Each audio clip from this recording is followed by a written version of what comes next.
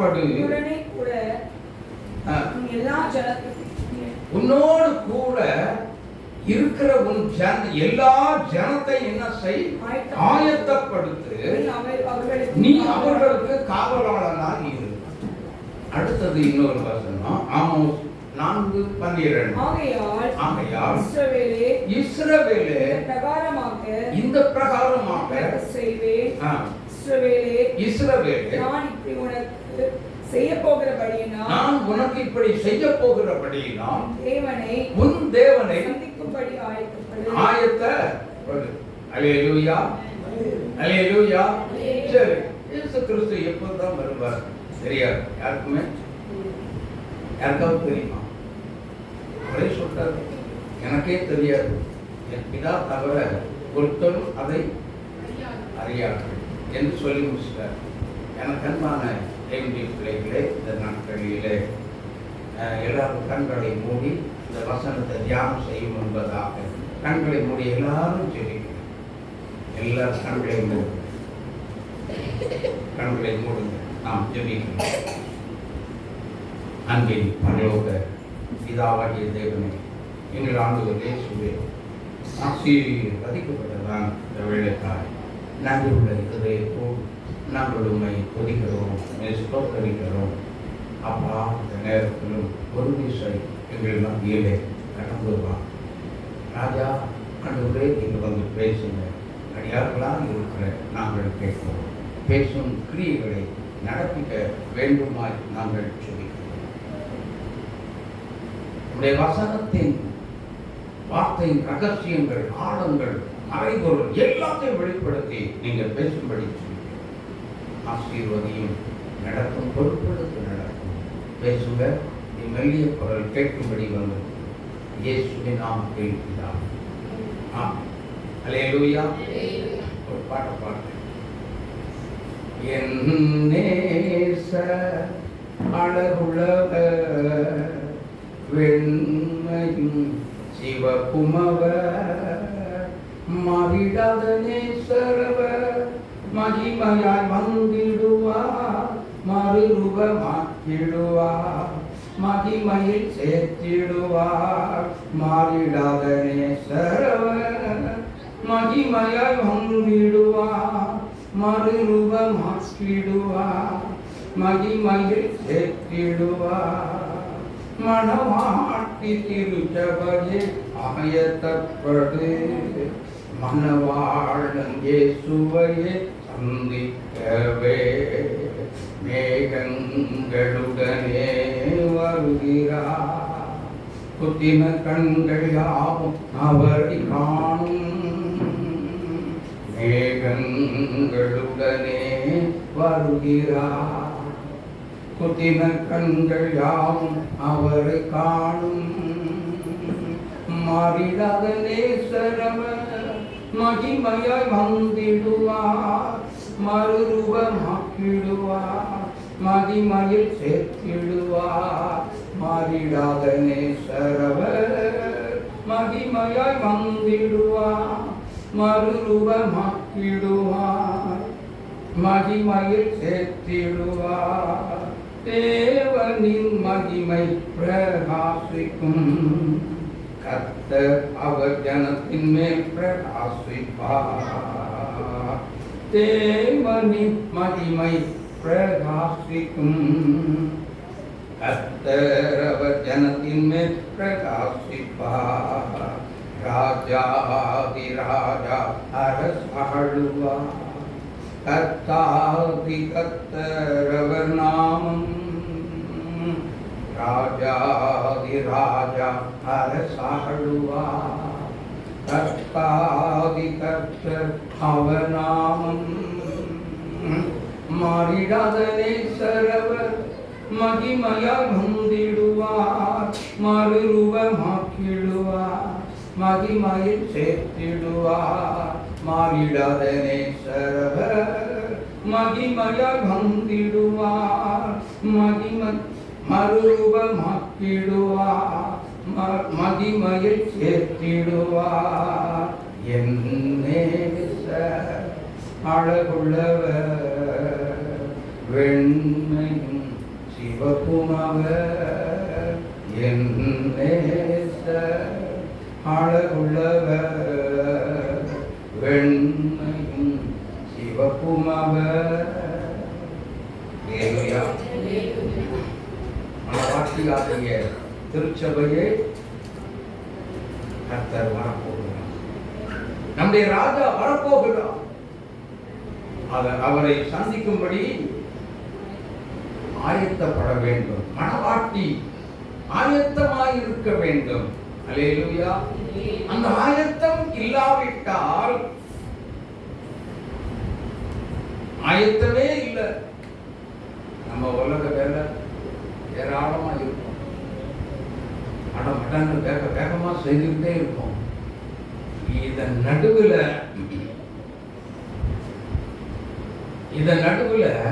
வேக வேகமா பாதி வேலை செய்திருக்கிறோம், பாதி வேலை இன்னும் நிறைய கிடக்குது அப்படின்னு வச்சுக்கோங்க. கவனிங்க, பாதி வேலை கிடக்குது. இதோ மணவாளன் வருகிறார், அவருக்கு எதிர்கொண்டு போக புறப்படுங்கள் அப்படிங்கிற ஒரு சத்தம் வருதுன்னு வச்சுக்கோங்க. பாதி வேலைய செய்துட்டு ஓடுவீடா, போட்டுட்டு போவீடா?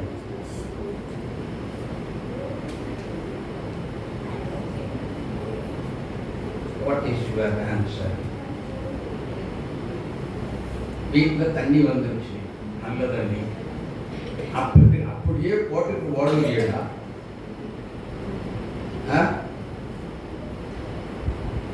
இல்லையா? தண்ணிக்கு முக்கியத்துவம் கொடுப்போம்.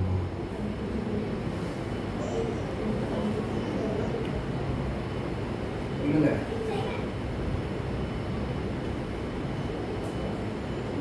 எதற்கு முக்கியத்துவம்? புரியல. தண்ணிக்கு முக்கியத்துவம். Very good, super. அப்புறம் அடுத்தது சொல்லுங்க. ரெண்டுமே முக்கியம்தான். ஆனா அப்படின்னு சொல்லி நீங்க சொல்லலாம், நானும் சொல்லலாம். ரெண்டுமே உலகத்துல நம்ம இருக்க போறது இல்லை. வேதம் என்ன சொல்லுகிறது? 1 கொரிந்தியர் 15ஆம் அதிகாரம் 51, 52 வசனங்களை வாசிக்க கேட்போம். சீக்கிரம் வாசிங்க. ஒரு ரகசியத்தை உங்களுக்கு அறிவிக்கிறேன். நாம் எல்லாரும் நித்திரை அடைவதில்லை, ஆகிலும் கடைசி காலம் தொடிக்கும் போது ஒரு நிமிஷத்திலே, ஒரு இமை பொழுதிலே நாம் எல்லாரும் மறுரூபமாக்கப்படுவோம். எக்காலம் தொடிக்கும். அப்பொழுது மரித்தோர் அழிவில்லாதவர்களாய் எழுந்திருப்பார்கள், நாமும் மறுரூபமாக்கப்படுவோம். நாமும் இந்த உலகத்திலே இருக்கவே மாட்டோம். கடைசி எக்காலம் தொடித்தால் இந்த உலகத்தில் ஒருத்தருமே இருக்கவே மாட்டோம். எல்லாத்தையும் விசுவாசிகள், நல்ல கவனிங்க, நீங்க விசுவாசிகள் தானே. அரையும் குறையுமான விசுவாசியாக இருந்தாலும் இயேசு கிறிஸ்துவை நம்பி அவரை சார்ந்து நீங்க யார் வாழ்ந்துகிட்டு இருந்தாலும் அவர்களை திருச்சபையில் இருக்கிற எந்த ஒரு விசுவாசியையும் கர்த்தர் கைவிடவே மாட்டார். அல்லேலூயா. அதுக்காக அஜாக்கிரதையா எப்படினாலும் நம்மள போயிடுவோம் அப்படிங்கிற தைரியத்துல தயவு செய்து இருக்கக்கூடாது. ஜெபம் பண்ணணும். தேவனுடைய வருகைக்கு கடைசி காலம் தொனிக்கும் பொழுது மறுரூபம் அடைவதற்கு நாம் ஆயத்தமாக வேண்டும். அப்ப இங்க அஜாக்கிரதையா இருந்து சாதாரண ஒரு விசுவாசியா இருந்து சும்மா வந்துட்டு சும்மாவே போனீங்கன்னு வைங்க, ஒரு ஆவிக்குரிய வாழ்க்கையில வளர்ச்சி இல்லாத நீங்க போயிட்டே வந்து வருவீங்க, போயிட்டே இருந்தீங்கன்னா கர்த்தர் ஒரு நியாய தீர்ப்பு சொல்லி ஒண்ணு வச்சிருக்கிறார். அதுல ஒருவேளை உங்களுக்கு கிஃப்ட் கிடைக்காம போகலாம். அஜாக்கிரதையா இருந்தீங்கன்னா கிஃப்ட் கிடைக்காமலே போனாலும் போயிடும். சாதாரண வெறுமையான ஒரு ஆளா அங்க ஏதோ ஒரு மூலையில உட்கார்ந்துட்டு இருப்பீங்க, கர்த்தர் ஒதுக்குற இடத்துல. அப்படித்தானா? அதுதான் நடக்கும். ஆனா நல்ல ஒரு கர்த்தருடைய வசனத்தை கேட்டு அதன்படி நடந்து கர்த்தரை கனப்படுத்தி கர்த்தருக்கு முதலிடம் கொடுத்து, தொழிலுக்கு அல்ல, அல்லது பிள்ளைகளுக்கு அல்ல, அல்லது கல்யாண வீட்டுக்கு அல்ல, உலக பிரகாரமா நடக்கக்கூடிய எந்த ஒரு காரியத்துக்கும் அல்ல, அல்லாது ஆண்டவருக்கு முக்கியத்துவம் கொடுத்து கர்த்தரை யார் யார் உண்மையாய் தொழுது கொள்ள வருகின்றீர்களோ அவர்களை இந்த உலகத்தில் கர்த்தர் மறுரூபமாக்கி எடுத்துக்கொண்டு அவங்களுக்குள்ள இருக்கிற விசுவாசத்தை கொஞ்சம் விசுவாசம், பரிசுத்தம், சத்தியம் எல்லாத்தையும் கொஞ்சம் செக் பண்ணுவார். செக் பண்ணி என்ன செய்வார்? அதற்கு தகுந்தவாறு கிஃப்ட் கொடுப்பார். ஆமென், ஆமென். அதனால தான் சொல்லுகிறோம், நீ ஜெபம் பண்ணும்போது வெறும் ஸ்தோத்திரத்தோடு கூடிய ஜெபத்தை செய்வதை அப்படியே நிறுத்தி விடாமல் உள்ளே என்ன வேணும்? விசுவாசம் தேவை. மத்தேயு 21:22 வாசித்து பாருங்க. மேலும் நீங்கள் ஜெபத்தில் விசுவாசம் உள்ளவர்களாய் அப்படிங்கிற வார்த்தை இருக்கும் பாருங்க. மேலும் நீங்கள் விசுவாசம் உள்ளவர்களாய் ஜெபத்தில் எவைகளை கேட்பீர்களோ அவைகளை எல்லாம் பெறுவீர்கள். மேலும் நீங்கள் விசுவாசம் உள்ளவர்களாய் எவைகளை கேட்பீர்களோ அவைகளை எல்லாம் பெற்றுக் கொள்வீர்கள். இந்த விசுவாசத்தை செக் பண்ணுவார் ஆண்டவர். எந்த அளவுக்கு கடுகளவு விசுவாசம் இருக்குதா, அல்லது பூரணமான ஒரு விசுவாசம் இருக்கிறதா, இல்ல உண்மையான ஒரு விசுவாசியா, இல்ல கடமர விசுவாசியா? சும்மா ஒண்ணும் ஆண்டவர் உங்களை சும்மா ஒண்ணும் விடவே மாட்டார். நம்ம எல்லாத்தையும் சோதனை செய்துதான் அதற்கு தகுந்த இடத்துல கொண்டு வந்து வச்சு நீங்க உட்கார்ந்து அப்படின்னு செய்வார். ஆகவே விசுவாசிகள் எப்படி இருக்கணும்? கடைசி நேரத்தில் மறுரூபம் அடைந்து அவருடைய சன்னிதானத்தில் இயேசு மறுரூபம் அடைந்த அடுத்த ஒரே நொடியில எங்க இருப்போம் தெரியுமா? நம்முடைய மகிமையின் தேவன் இயேசு கிறிஸ்துவுக்கு முன்னே போய் நிற்போம். அல்லேலூயா.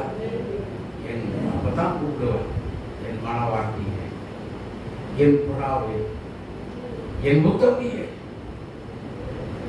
என் மனவாட்டியே, என் பிரியமே, என் அழகுள்ள மனவாட்டி வா என்று சொல்லி அனைத்து முத்தமிடுவார், அனைத்து கொள்வார், நம்மை சேர்த்துக் கொள்வார். அவர் நம்மை பிரியமாக இருக்கிறார். எத்தனை பாக்கியம், எத்தனை ஸ்லாக்கியம். எனக்கு அன்பான கர்த்தருடைய பிள்ளைகளே, அதனால தான் மனவாட்டியாக இருக்கிற திருச்சபையே, நீ என்ன செய்? உன் தேவனை சந்திக்க நீ ஆயத்தப்படும். அல்லேலூயா, அல்லேலூயா. ஆனா அப்ப மற்றவர்களுக்கு என்ன? மரித்து போனவர்களுக்கு என்ன? மரித்து போன சகல பரிசுத்தவான்களுக்கு என்ன என்று பார்க்கும் பொழுது அதுக்கு ஒரு காரியத்தை ஆண்டவர், அதான் இப்ப நம்ம படிச்சோம் இல்லையா, 1 கொரிந்தியர் 15:51 52 படிச்சோம். மற்ற உயிரோடு இருக்கிறவர்கள் எல்லாருமே என்ன செய்வோம்? மறுரூபம் அடைந்து விடுவோம். இந்த தேகத்தை விட்டு பிரிந்து, நல்ல கவனிங்க, இந்த தேகத்தை விட்டு பிரிந்து என்ன செய்யும்? இந்த தேகம் உலகத்தோடு சரி, வேதம் சொல்லுகிறது மண்ணான சரீரம் மண்ணுக்கே திரும்பும். அது 50வது வசனத்தை படிங்க, வாசிங்க. நான் சொல்லுகிறது என்னவெனில், மாம்சமும் இரத்தமும் தேவனுடைய ராஜ்யத்தை சுதந்தரிப்பதில்லை. நல்ல புரிஞ்சு கொடுங்க. அழிவுள்ள இது அழியாமையையும், சாவாமை உடைய இது சாவாமையும், சாவுக்கேதுமான இது என்ன நடக்கும்? சாவாமை தரித்துக் கொள்ளும். அந்த நேரத்தில் தான் மரணம் ஜெயமாக விழுங்கப்படும். அல்லேலூயா. கர்த்தர் இயேசுவை மகிமைப்படுத்தும். மரணத்தையே விழுங்குகிற ஜெயமாய் மாற்றுகிற கர்த்தர் அந்த ஒருத்தர் இயேசு கிறிஸ்து மட்டும்தான், வேற யாரும் இல்லை. கர்த்தர் இயேசுவை மகிமைப்படுத்துங்க. அதனால்தான் அந்த மரணத்துக்கு நாம் சவால் விடுகிறோம். என்ன சவால் விடுகிறோம்? மரணமே உன் கூர் எங்கே? பாதாளமே உன் ஜெயம் எங்கே? சவால் விடுறோம். சவால், மரணத்துக்கு சவால் விடக்கூடிய ஒரே ஒரு இந்த உலகத்துல ஒரே ஒரு நபர் யாருன்னா ஜெபிக்கிற கிறிஸ்தவன். சாதாரண மற்ற வெறும் கிறிஸ்தவங்க நான் சொல்ல வரல, ஜெபிக்கிற கிறிஸ்தவங்க மட்டும்தான் சவால் விட முடியும். காரணம் என்ன? அடுத்த நொடியில நம்ம ஜீவன் இந்த உலகத்தை விட்டு போன உடனே அடுத்த ஒரு நொடியில மணவாளனா இயேசுவை நாம் சந்திக்க தகுதிப்படுத்தப்பட்டு அவருக்கு முன்னாடி போய் ஆண்டவர் நம்மை நிறுத்தி வைப்பார். அல்லேலூயா. ஆகவே மணவாட்டியாக இருக்கிற திருச்சபையே தேவனை சந்திக்க நீ அப்போ மரித்தவர்களை குறித்த என்ன வாசிக்கிறீர்களா? 50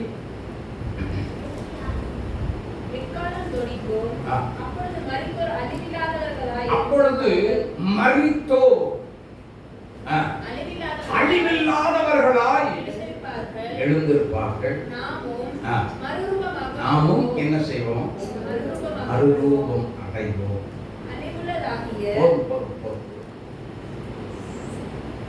மரித்தோர் என்ன செய்வாங்க? உயிரோடு எழும்புவாங்க. காரணம் என்ன? ஏன் உயிரோடு எழும்புறதுக்கு அதுக்கு ஒரு காரணம் இருக்கு. அதுக்கு ஒரு காரணம் இருக்கு. ஏன் உயிரோடு எழும்புவோம்? சொல்லுங்க. அதெல்லாம் யோசிக்கணும். ஆண்டவர் யார்? மரணத்தை ஜெயித்து உயிரோடு எழுந்த தேவன் நம்முடைய ஆண்டவர் ஒருவர். யாரும் எழுப்பினதே எத்தனையோ மக்கள்லாம் அப்படி இப்படி நான் கொண்டு ஆராய்ச்சி அப்படிங்கிற ஒரு சவால். அவர் மறித்த மண்ணோட மண்ணாய் போய்விட்டார். மிகப்பெரிய ஒரு பசுத்தம், பயங்கரமான நரக்கள் நடக்கும். ஆனால் தன்னையே கிறிஸ்து என்று சொன்னார். திடீரென்று மரணம் நேரிட்டது. மாண்டு போனார், மறைந்து போனார். உடைய மாம்சம் அழிந்து போனாலும் அவர் இன்றைக்கு தவிப்பது ஏன்? நரகத்தின் கொள்ளையாய் போய்விட்டார். ஆமென். சத்துருவின் குடியில் போனபடியினால் அவரால் மீண்டும் கிறிஸ்துவுக்குள் எழும்ப முடியவே இல்லை. மிகப்பெரிய ஒரு பசுத்தம். சத்துருவால் வந்த சோதனையில பெருமை கொண்டு லூசிபரின் ஆளாய் மாற்றப்பட்டார். ஆகவே நல்ல ஜெபிக்கிற தேவ பிள்ளைகள் நல்ல கவனமா கேட்டுக்கிறது. உங்களை கொண்டு கர்த்தர் அற்புதங்களையும் அடையாளங்களையும் நிச்சயமா செய்வார். ஒரு அற்புதம் நடந்ததுன்னா அந்த அற்புதத்துக்கும் அடையாளத்துக்கும் எள்ளளவின் துளியனும் உங்களுக்கும் எனக்கும் அதில் சம்பந்தமே இல்லை. ஆமென். இயேசு ஒருவருக்கு மட்டுமே அதில் அவர் தான் அற்புதத்தை செய்கிறதே. அப்ப நாம இதுல பெருமைப்படுறதுக்கு என்ன இருக்கு? என்னங்க இருக்கு சொல்லுங்க? ஒண்ணுமே. ஆகவே இப்படி இதுல இந்த மாதிரி நிறைய இடங்கள்ல நம்ம பெருமைப்பட்டு பேசுறோம். நம்முடைய சில சாதனைகளை நான் அப்படி செய்தேன் இப்படி செய்தேன். யோசிக்கிறீங்களா? நான் அப்படி செய்துட்டேன் இப்படி செய்துட்டேன் அப்படின்னு சொல்லிட்டு கொஞ்சம் பெருமைப்பட்டு பேசிட்டோம்னு வச்சுக்கோங்க. நீங்க உலக பிரகாரமாகவே உங்களுடைய எஜுகேஷன் லைஃப்ல கொஞ்சம் சாதிச்சு காமிச்சிட்டீங்கன்னு வச்சுக்கோங்க. நல்லா புரிஞ்சுக்கோங்க. எங்க குட்டிமா ஒரு முறை இந்த கம்ப்யூட்டர்ல ஏதோ ஸ்கூல்ல இருந்து அனுப்பி விட்டுருந்தாங்க. அனுப்பி விட்ட பொழுது தமிழ்நாடு ஃபுல்லா அங்க வந்திருக்காங்க. வந்த பொழுது அவளுக்கு அவ்வளவு தூரத்துக்கு தெரியுமோ தெரியலையோ தெரியல, எதையோ ஒன்று தட்டி வச்சுட்டு வந்துட்டேன்ப்பா. ஆனா எனக்கு செகண்ட் ப்ரைஸ் கிடைத்தது அப்படின்னா. ஆமே. அந்த கப்பு கொடுத்தாங்க. தமிழ்நாட்டிலே 2வது ப்ரைஸ். அல்லேலூயா. ஆமே. பாருங்க, ஏன் இது சொல்றேன் அப்படின்னா, இது அவளுக்கு அந்த ஞானம் இல்ல. இதை செய்தது கர்த்தரே. தம்முடைய பிள்ளையை மகிமைப்படுத்துகிற தேவன். அவரை நாம் மகிமைப்படுத்தினால் அவர் நம்மை உயர்த்துவார். ஆமென். இதெல்லாம் ஏன் நடக்குது அப்படின்னா, அந்த இடத்துல இதுதான் அப்படி தட்டி விட்டு போன்னு சொல்லி தட்டி விட வைக்கிற ஒரு ஆவியானவர். நமக்கு ஒண்ணு தெரியாது, நமக்கு ஒண்ணுமே தெரியாது, செய்முறையும் தெரியாது, செய்ய பாட்டுவதையும் தெரியாது. ஆனா செய்ய வைக்கிறது யார்? செயல்படுத்தி காட்டி வெற்றி பெற செய்கிற தேவன் யார்? அப்படி வெற்றி பெற செய்கிறவர் யாருன்னா அவர் நாம் ஆராதிக்கும் கர்த்தர் இயேசு கிறிஸ்து மட்டுமே. ஆமே. மற்றவங்க ஞானம் கிடையாது, நமக்குள்ள ஒன்றும் இல்லை. நமக்கு உள்ளே இருக்கிற இயேசுக்குள்ளே எல்லாமே இருக்கிறது. ஆமே. அதுதான் இன்னைக்கு ஒரு பாட்டு பாடினாங்க. என்ன பாட்டு? எல்லாம் இயேசுவே, எனக்கெல்லாம் இயேசுவே. உலகத்துல எல்லாத்துக்கும் எப்படி வேண்டுமானாலும் இயேசப்பா இருக்கலாம். அவரையே சார்ந்து இருக்கிற நம்ம எல்லாத்துக்கும் இயேசப்பா எல்லாத்துக்கும் எல்லாமாக இருக்கிறார். ஆமென். ஆனபடினால அவரையே சார்ந்து இருக்கிறவங்க மட்டும்தான் எல்லாத்தையும் எல்லாவற்றாலும் எல்லாவற்றையும் செய்ய முடியும். அப்படிப்பட்டவங்க மட்டும்தான் கர்த்தரை சந்திக்க ஆயத்தமாக இருக்க முடியும். ஆமென். சத்தமா சொல்லுங்க. முடியுமா? முடியும். கரங்களை உயர்த்தி அல்லேலூயா சொல்லுங்க. அப்போ இப்படிப்பட்டவர்கள் உன் தேவனை சந்திக்க நீ ஆயத்தப்படு, ஆயத்தப்படு, ஆயத்தப்படு. அப்படின்னா பேரண்ட்ஸ், பெற்றவர்கள், பிள்ளைகளை பெற்றவர்கள் தங்கள் பிள்ளைகளையும் என்ன செய்யணும்? ஆயத்தப்படுத்தணும், தானும் ஆயத்தமாக வேண்டும். அல்லேலூயா. அப்படித்தான். அப்படி இருந்தா தான் நம்முடைய குடும்பமே எங்க போகணும்? பரலோகத்துக்கு போகணும். எனக்கு அன்பான கர்த்தருடைய பிள்ளைகளே, அப்படின்னா நல்லா கவனிச்சுக்கோங்க. வேதம் சொல்லுகிற வெளிப்படுத்தல் 3ஆம் அதிகாரம் 10-11 வசனங்களை நான் வாசிக்க கேட்போம். பொறுமையை குறித்து சொல்லிய வசனத்தை காத்துக்கொண்டபடியினால் பூமியில் குடியிருக்கிறவர்களை சோதிக்கும்படியாக பூச்சக்கரத்தின் மேலேக்கும் வரப்போகிற சோதனை காலத்திற்கு தப்பும்படி நானும் உன்னை காப்பேன். நானும் உன்னை என்ன செய்வேன்? நம்ம முயற்சி செய்தால் கர்த்தர் அவ்வளவு ஒரு கொடூரமான ஒரு சோதனைக்கும் வேதனைக்கும் கர்த்தர் நம்ம என்ன செய்வார்? என்ன செய்வாராம்? காத்துக் கொள்வாராம். பாதுகாப்பு இந்த நாட்களில் நமக்கு என்ன செய்யப்படும்?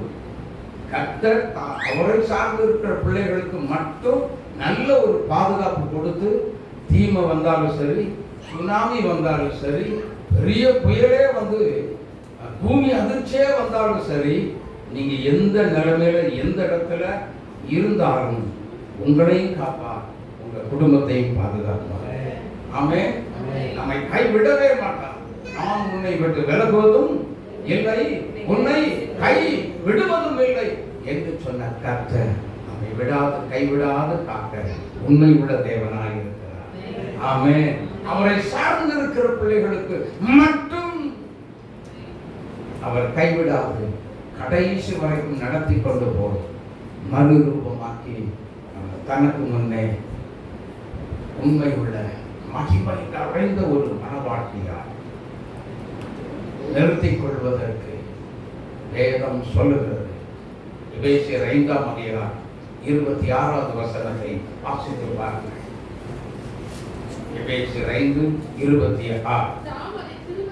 தாம் அதை திருவசனத்தை கொண்டு தண்ணீர் முழுக்கினால் சுத்திகரித்து பரிசுத்தமாக்குவதற்கும் கரைத்தரை முதலானவைகள் ஒன்றும் இல்லாமல் பரிசுத்தமும் பிழையற்றதுமான, நல்ல புரிந்துகொள்ள, மகிமையுள்ள சபையாய் அதை தமக்கு முன்னே நிறுத்திக் கொள்ளும்படி தம்மை தாமே அதற்கென்று ஒப்புக் கொடுத்தார். ஆமென். மகிமையுள்ள சபையாய் நாம் மாற வேண்டும் என்பதுதான் ஆண்டவருடைய விருப்பம். தேவனுடைய விருப்பமே அதுதான்.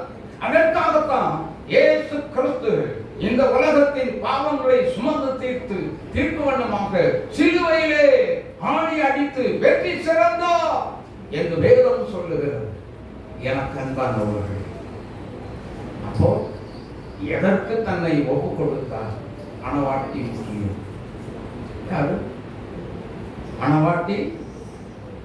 மணவாட்டிக்கு முக்கியத்துவம் கொடுத்து, திருச்சபைக்கு முக்கியத்துவம் கொடுத்து, அதனால்தான் சொல்ற ஒரு இடத்துல திருச்சபை பாதவளத்தின் வாசல் மேற்கொள்ளவே முடியாது. அல்லேலூயா. மேற்கொள்ள முடியவே முடியாது. எனக்கு அன்பான தேவனுடைய பிள்ளைகளை கொஞ்சம் யோசித்து பாருங்கள். நம்மை மேற்கொள்ள எந்த ஒரு சக்திக்கும் இந்த உலகத்துல அதிகாரமே இல்லை. அவைகளை மேற்கொள்ள நமக்கு தான் கர்த்தர் அதிகாரத்தை கொடுத்திருக்கிறார். அல்லேலூயா. லூக்கா எழுதின சுவிசேஷம் 10ஆம் அதிகாரம் 19வது வசனத்தை வாசித்து பாருங்கள். அங்கே வேதம் சொல்லுகிறது, இதோ சர்ப்பங்களையும் கேடுகளையும் மிதிக்கவும் சத்துடைய சகல வல்லமைகளை மேற்கொள்ளவும் நான் உங்களுக்கு அதிகாரம் கொடுக்கிறேன். ஒன்று உங்களை என்ன செய்யாது? சேதப்படுத்தாது. லூக்கா எழுதின சுவிசேஷம் 9ஆம் அதிகாரம் 1வது வசனத்தை வாசித்து பாருங்கள். அவர் தம்முடைய 12 சீஷர்களையும் வரவழைத்து சகல பிசாசுகளை துரத்தவும் வியாதி உள்ளவர்களை குணமாக்கும்படியாய் அவர்களுக்கு வல்லமையும் அதிகாரத்தையும் கொடுத்தார். ஒன்றும் சேதப்படுத்தாது. சிஸ்டர், பிரதர், ஒன்றும் உங்களை சேதப்படுத்த அதிகாரம் இல்லை. நமக்கு தான் அவைகளை சேதப்படுத்த அதிகாரம். எத்தனை பேர் இதை விசுவாசிக்கிறீங்க? இந்த விசுவாசம் இருந்ததுன்னா நம்ம அதை சேதப்படுத்தணும். கர்த்தர் கொடுத்த அதிகாரத்தை வச்சு என்ன பண்ணணும்? அதை டேமேஜ் பண்ணணும். எதை டேமேஜ் பண்ணணும் தெரியல. பிசாசு நமக்கு எதிரடையாய் கொண்டு வரக்கூடிய பிரச்சனை, போராட்டம், வியாதி, வறுமை, கடன் தொல்லை எல்லாத்தையும் நம்ம என்ன செய்யணும்? அத்தனையும் நமக்கு கொடுக்கப்பட்ட அதிகாரத்தை வைத்து நாம் டேமேஜ் பண்ணணும். அப்படின்னா ஜெயிக்க முடியும். ஒரே ஒரு அம்மா மட்டும்தான் ஆமேன்றாங்க, மீதி எல்லாம் ஐந்துக்கிறாங்க. அப்படியா? இப்ப சொல்றேன், மறுபடியும் சொல்றேன், கர்த்தர் நமக்கு ஒரு அதிகாரம் தந்துட்டாரு.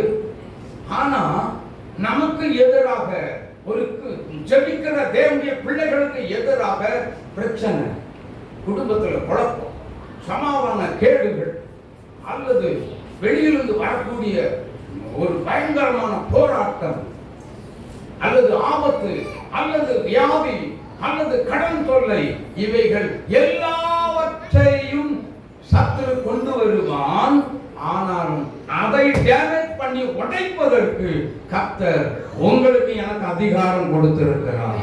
கரந்தட்டி இயேசுவை மகிமைப்படுத்துங்கள். அவைகள் ஒன்றும் நம்மை சேதப்படுத்த அதிகாரம் இல்லை. அவைகளை சேதப்படுத்த நமக்கு அதிகாரம் உண்டு. காரணம், நானும் நீங்களுடைய யாரு? கர்த்தருடைய மணவாட்டி. ஆமென். இதயத்துல கை வச்சு சொல்லுங்களேன், நான் கர்த்தருடைய மணவாட்டி. எல்லாம் சத்தமா சொல்லுங்க, நான் கர்த்தருடைய மணவாட்டி. சத்துருவே, பிசாசே, நீ எதை கொண்டு வந்தாலும் என்னை மேற்கொள்ளவே முடியாது. என்னை மேற்கொள்ள முடியவே முடியாது. என் ஜெப வாழ்க்கையை உடைக்க முடியாது. என் தேவனோடு உள்ள உறவை உடைக்க உன்னால் முடியாது. காரணம், உன்னை ஜெயித்த இயேசு எனக்குள்ளே பெரியவராய் இருக்கிறார். ஓ கரந்தட்டி ஆர்ப்பரி திருச்சபையே, ஹalleluya. உன்னை சேதப்படுத்த அதிகாரம் இல்லை, நாமே சேதப்படுத்துவோம். ஆமென். இதுதான் கர்த்தர் கொடுக்கிற, திருச்சபைக்கு கொடுக்கிற அதிகாரம், ஒரு அத்தாரிட்டி இதுதான். இதை நம்ம சும்மா மாஸ்டர் இங்க கவனிங்க, இந்த மாதிரி வார்த்தைகள் எல்லாம் கேட்டுட்டு இன்னும் வாயிலிருந்து யாரும் மாஸ்டர் என்னால என்ன செய்ய முடியல, ஜெபிக்க முடியல, வேதத்தை வாசிக்க முடியல அப்படின்னு சொல்லி இனிமேல் சொல்லக்கூடாது. துதிச்சு நல்லா ஸ்தோத்திரம் பண்ணி ஜோமிட்டு முன்னேறி போயிட்டே இருக்கணும். பிரச்சனை வந்துச்சா, போராட்டம் வந்துச்சா, ஸ்தோத்திரம் போட ஆரம்பிச்சிருங்க. கர்த்தர் செய்த நன்மைகள் எல்லாம் நினைச்சு துதிச்சு ஸ்தோத்திரம் பண்ணி அப்படியே முன்னேறி போயிட்டே இருங்க. கர்த்தர் நமக்கு முன்னே எல்லாம் காய் வைப்பார். ஆமென். இயேசுவின் பின்னே போகத் துணிந்தே, இயேசுவின் பின்னே போகத் துணிந்தே, இயேசுவின் பின்னே போகத் துணிந்தே, பின்னோக்கி நான், பின்னோக்கி நான், பின்னோக்கி நான், பின்னோக்கி நான், சிலுவையின் முன்னே உலகம் என் பின்னே, சிலுவையின் முன்னே உலகம் என் பின்னே, சிலுவையின் முன்னே உலகம் என் பின்னே, பின்னோக்கி நான், பின்னோக்கி நான், பின்னோக்கி நான், பின்னோக்கி நான். அல்லேலூயா, அல்லேலூயா. 2 தெசலோனிக்கேயர் 2ஆம் அதிகாரம் 1வது வசனத்தை வாசிங்க. அன்றியும் சகோதரரே, ஆ. நம்முடைய கர்த்தராகிய இயேசு கிறிஸ்துவின் வருகையையும் நம்முடைய கர்த்தராய் இருக்கிற இயேசு கிறிஸ்துவின் வருகையையும் நாம் அவரிடத்தில் சேர்க்கப்படுவோம் என்பதை குறித்து நாங்கள் உங்களை வேண்டிக் கொள்வது என்னவென்றால் கீழே ஒரு ஆவியினாலாவது வார்த்தையினாலாவது எங்களிடத்திலிருந்து வந்ததாய் தோன்றுகிற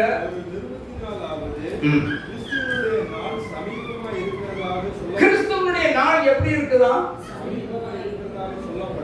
சொல்லப்பட்டால் உடனே என்ன செய்யப்படாதீங்க, சஞ்சலப்படாதீங்கன்னா வேதனைப்படாதீங்க,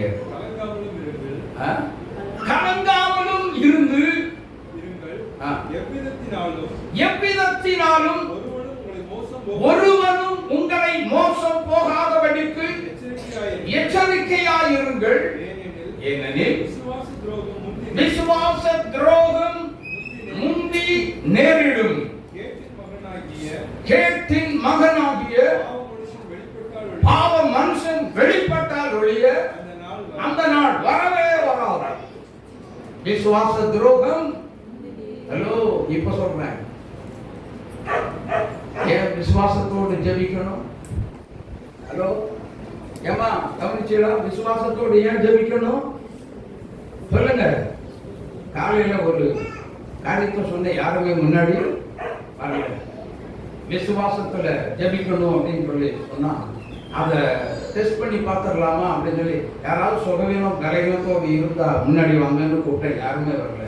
ஆனா முடிஞ்சதுக்கு அப்புறம் ஒரு சகோதரன் வந்தார். ஐயா, என் காது 5 நாளா வலிக்குது, ஜெபம் பண்ணுங்க. நான் அவர் தொடவே இல்லாம விசுவாச அறிக்கை செய்ய வச்சு ஜெபித்த பொழுது கர்த்தர் சுகம் கொடுத்தார். ஆமென். அல்லேலூயா, அல்லேலூயா. வியாதி எல்லாம் சும்மா தூசி மாதிரிங்க. ஜெபிக்கிற தேவ பிள்ளைகளுக்கு வியாதி எல்லாம் ஒரு சாதாரண தூசி மாதிரி. விசுவாசத்துக்கு முன்னாடி ஒண்ணுமே இல்லை. ஆமென். அப்ப நானும் மனவாட்டியா இருக்கிற திருச்சபை, விசுவாசிகளா இருக்கிற திருச்சபையா இருக்கிற நீங்களும் நானும் ஏன் கலங்கணும், ஏன் பயப்படணும்? வியாதியை கண்டு, பலகீனத்தை கண்டு, போராட்டத்தை கண்டு, நெருக்கத்தை கண்டு ஏன் பயப்படணும்? இருக்கீங்களா? எப்படி இருக்கீங்க? விசுவாசத்தில் பலம் உள்ளவர்களாக இருங்கள். ஆமென், ஆமென். பலகீனப்பட்ட விசுவாசம் ஆபிரகாமுக்குள்ள இல்ல. ஆமென். எங்க இல்ல? விசுவாசிகளின் தகப்பனாகிய ஆபிரகாமுக்குள்ளே விசுவாச பலகீனம் இல்லை. நமக்குள்ளே இருக்கிறதா? இருந்தால் தூக்கி எறிவோம். விசுவாசத்தில் பலகீனம் நமக்குள்ளே தேவையில்லை. அப்படி இருந்தால் கர்த்தருடைய வருகைக்கு நாம் கடைசி காலம் தெரிவிக்கும் பொழுது உன்கிட்ட விசுவாசம் இல்லை, கீழே போட்டுருவேன். என்ன செய்ய போறீங்க? என்ன செய்ய போறீங்க? என்ன பதில் சொல்ல போறீங்க? விசுவாசம் தேவை. அதுதானா? பக்கத்தில் இருக்கவங்களை பார்த்து சொல்லுங்க, நீங்க உண்மை உள்ள விசுவாசிய சபையில இருங்கன்னு சொல்லுங்க.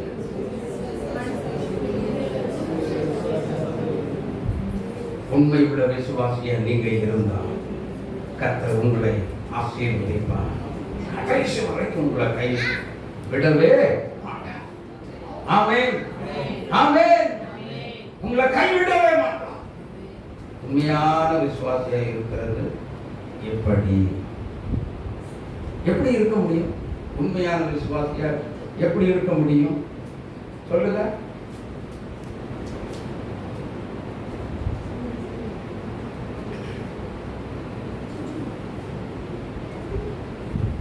அல்லேலூயா, அல்லேலூயா. உண்மையான விசுவாசியா எப்படி இருக்க முடியும்? எப்படி இருக்கலாம்?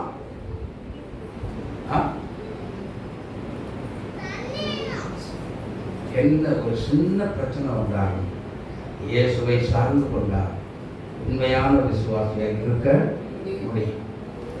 ஆமென், ஆமென். கர்த்தர் நம்மை ஒருபோதும் என்ன செய்ய மாட்டார்? கைவிடவே மாட்டார். புயல் வந்தாலும் சரி, அகோர காற்றடித்தால், புயல் அடித்தால், அலை மோதினால், எவர் எனக்கு எதிராக எழுப்பினார் எங்க கொண்டு நிறுத்துவார் தெரியுமா? எட்டாத உயரத்தில், எந்த பயிலும் நம்மளை டச் பண்ணவே முடியாத ஒரு உயரத்துல என்னை கொண்டு போய் நிறுத்துவார். ஆமென், ஆமென். சீயோனிலே என்றிட அஸ்திவாரம் கிறிஸ்துவே, அவர் நான் என்னும் நம்பும் கண்மலை,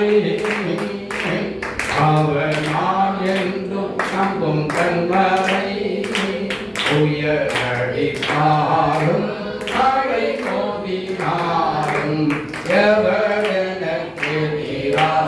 கைதட்டி பாடுவோம் எல்லாரும். உயரடி பாடுவோம்.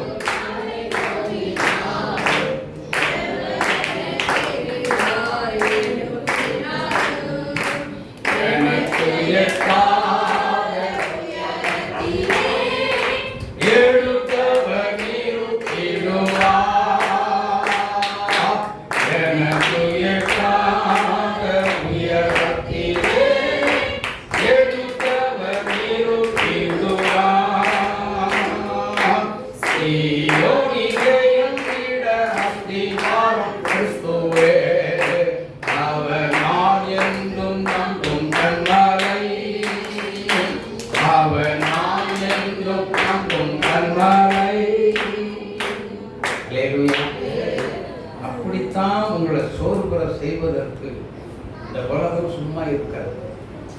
எப்படினாலும் ஒரு ஜெபிக்கிற கிறிஸ்தவனை அது டச் பண்ணாம இருக்கவே இருக்காது. உங்களை நோண்டும் ஏதாவது ஒரு விதத்தில் உங்களோட கிளாஸ் ஆகாம இருக்கவே இருக்காது. சோர்ந்து மட்டும் போய்கிறாங்க. ஆமென். பிரச்சனை வந்தா, போராட்டம் வந்தா, தயவு செய்து சொல்றேன், பிரச்சனையை பார்த்து சோர்ந்து போயிடாதீங்க. பிரச்சனையை பார்த்து பேசுகிறவங்களாக இருங்க. பிரச்சனையை பார்த்து, போராட்டத்தை பார்த்து எப்படி இருக்கணும்? பேசுகிற பிள்ளைகளாக இருக்க வேண்டும். எனக்குள்ள இருக்க இயேசு உன்னை காட்டிலும் பெரியவர்களை பேசணும். பேசுவீங்களா? பேச மாட்டீங்க. எத்தனை பேர் பேச போறீங்க? ஹல்லேலூயா, ஹல்லேலூயா. பேசி நாம் ஜெயம் எடுக்க போகிறோம். மனவாட்டி இப்படித்தான் கர்த்தர் ஜெயிக்க வைக்க போகிறார். வெற்றி மனவாட்டிக்கு தான். ஆமென். ஆகவே மனவாட்டியாக இருக்கிற திருச்சபை தேவனை சந்திக்க நீ இதெல்லாம் செஞ்சாதான் ஆயத்தப்பட முடியும். ஒண்ணுமே விசுவாச போராட்டம் நமக்கு வரல, எனக்கு இன்னும் வரல, நான் என்ன பண்ணுவேன்? அப்ப இன்னும் வரைக்கும் நல்லா புரிஞ்சுக்கோங்க, எந்த ஒரு பிரச்சனையும் போராட்டம் எனக்கு வரவே இல்லைன்னு சொல்றவங்க இருந்த கை தூக்கி இருந்த கை தூக்குங்கள. அந்த தினம் போராட்டம் வரணும். நல்ல ஒரு விசுவாசிக்கு, நல்ல ஒரு ஊழியக்காரனுக்கு, நல்ல ஒரு ஊழியக்காரிக்கு தினமும் என்ன வரணும்? போராட்டம் வரணும். அப்படி வந்தாதான் நம்ம என்ன செய்வோம்? என்ன செய்வோம்? தேவ சமூகத்திலிருந்து விழுந்துகிறார். ஆண்டவரே, எனக்கு இப்படி ஒரு பிரச்சனை வந்துருச்சு. உடனே ஊழியக்காரனை தேடாதீங்க. ஒரு விசுவாசிக்கு வந்தா யாரை தேடாதீங்க? மனுஷனை தேடாதீங்க. மனுஷன் மூலம் விடுதலை இல்லை, அதை தெரிந்து கொள்ளுங்க. எந்த ஒரு தீர்க்கதரிசியின் மூலமாக விடுதலை வராது. ஒரு நல்ல வரம் பெற்ற ஊழியக்காரன் மூலமாக விடுதலை வராது. யார் மூலம் வரும்? இயேசுவை தேடினார். அவர்தான் நம்முடைய பிரச்சனைக்கோ வியாதிக்கோ விலகினங்களுக்கோ ஒரு முடிவை கொண்டு வருகிறது. இயேசு ஒருவர் மட்டும். ஆமென். மனுஷனை தயவு செய்து என்ன செய்யாதீங்க, தேடாதீங்க. இயேசுவை தேடுங்கள், கர்த்தரை கூப்பிடுங்கள். இயேசு வருவார், இயேசு வருவார். மனவாட்டியாக இருக்கிற திருச்சபையை ஆயத்தப்படுத்துவார். ஆமென். ஆறுதல் படுத்துவார், சமாதானப்படுத்துவார். ஒரு தாய் தேற்றுவது போல நான் என் மகனை தேற்றுவேன், நான் என் பிள்ளையை தேற்றுவேன் என்று சொல்லி தேற்றி பிள்ளைகளுக்கு ஆறுதல் வார்த்தை சொல்லுவார். ஒரு மனுஷன் சொல்லவே முடியாது. ஆமென். உங்க ஊழியக்காரர் சொல்லவே முடியாது. இயேசு சொல்லுவார், இயேசு சொல்லுவார், கட்டாயம் சொல்லுவார். ஆமென். ஆறுதல் தேர்தல் உங்களுடைய முகத்தில் அறிவாகிய ஒளியாக அந்த வெளிச்சத்துக்குள்ள இருக்கிற. ஆகவே கர்த்தரை தேடுவோம். கர்த்தரை தேடுகிற பிள்ளைகளுடைய இருதயம் என்ன செய்யும்? வாழும், மகிழும். இவ்விதமான ஆசீர்வாதத்தினால் இந்த மாபெரும் தலைப்பு நம்மை ஆசீர்வதிப்பார், மகிமைப்படுவார். கர்த்தருடைய வருகைக்கு நாம் என்ன செய்வோம்? ஆயத்தப்படுவோம். ஒரு தாய் தேற்றுவது போல் என் நேசர் தேற்றுவார். கைவிட்டு பாடுவோம். ஒரு தாய் தேற்று, எல்லாரும் எழுந்திருக்கலாம். என் நேசர் தேற்றுவார். அல்லேலூயா,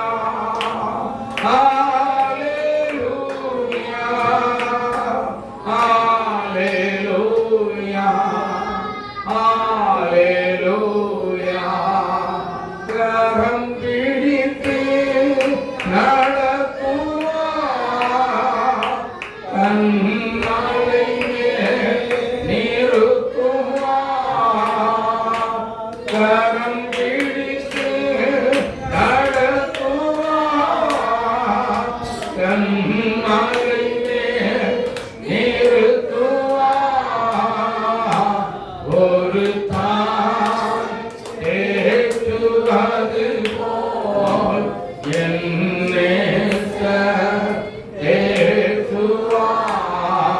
ஒரு தாய் என்னை ஒருபோதும் கைவிடாது.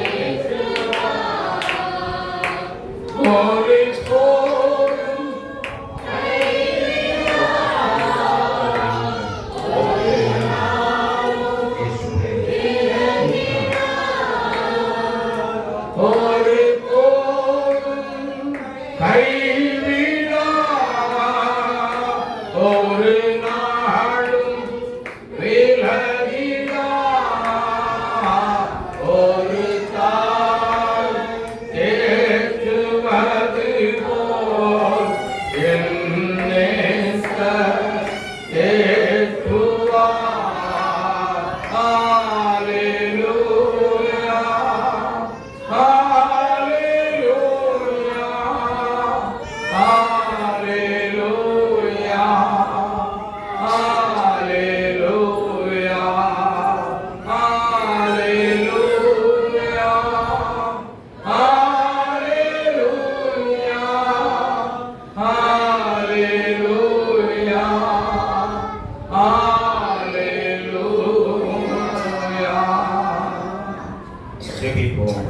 அன்பின் பரலோக பிதாவாகிய தேவனே, எங்கள் ஆண்டவர் இயேசு கிறிஸ்துவின் நாமத்தினால இந்த வேலைக்காக உம்மை துதிக்கிறோம். நல்ல வார்த்தைகளை தந்தீரே, உமக்கு நன்றி. வந்த பிள்ளைகள் கேட்டுக்கொண்ட சத்தியத்தின்படி கடைசி காலத்தில் நடக்க போகிற சம்பவங்கள் அத்தனைக்கும் தப்பித்து பிழைத்துக் கொள்ளும்படியாக, ஆண்டவரை விடுவிக்கப்படும்படியாக, பிள்ளைகள் ஒவ்வொருவருக்குள்ளேயும் கேட்டுக்கொண்ட வசனம் பிள்ளைகளை உருவாக்கி நடத்தும்படியாக வேண்டிக் கொள்ளுகிறோம்.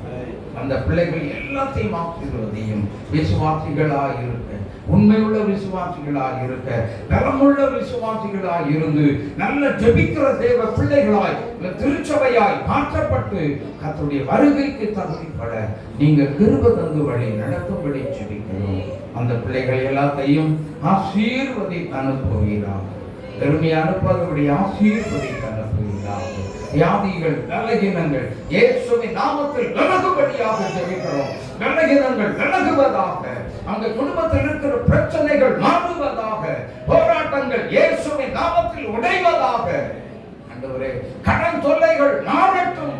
இந்த மாசமே உங்களுக்கு ஒரு கடன் தொல்லையிலிருந்து ஒரு பெரிய விடுதலையை நீர் கொடுத்து வழி நடத்தும்படி வேண்டிக் கொள்கிறோம். பிள்ளைகளை ஆசீர்வதித்து அனுப்புகிறார். இந்த மாதத்துக்கு என்ன வேணுமோ அத்தனையும் கொடுத்துருங்கப்பா. வெறுங்கைய வந்த வண்ணம் வெறுமையாய் போய் விடவே கூடாது. ஆசீர்வதித்து அனுப்பும்படி வேண்டிக் கொள்கிறோம். கர்த்தர் நீர் மகிமைப்படுகிறார். இயேசு கிறிஸ்துவின் நாமத்தில் ஜெபிக்கிறோம். ஜெபங்கள் நல்ல பிதாவே.